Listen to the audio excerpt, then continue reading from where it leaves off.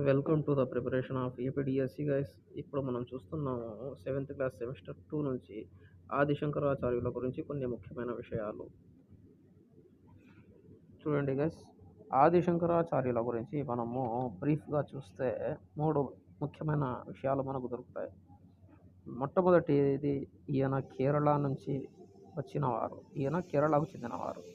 మరియు ఈయన ప్రచారం చేసిన ఫిలాసఫీ అద్వైతవాదాన్ని ఈయన ప్రచారం చేశారు.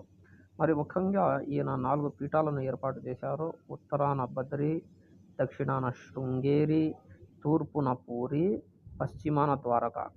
ఇది మనం బాగా గుర్తుపెట్టుకోవాలి. ఈయన ఏర్పాటు చేసిన 4 పీఠాలు ఏవి అని అడగచ్చు. మరియు ఈయన రాసిన రచనలు, రైటింగ్స్ వివేక చూడమని, సౌందర్య లహరి, శివానంద లహరి, ఆత్మబోధ. ఈ 4 రచనలను ఈయన ముఖ్యంగా రచించారు. ఈ 4 ముఖ్యమైన విషయాలు మనం గుర్తుపెట్టుకోవాలి.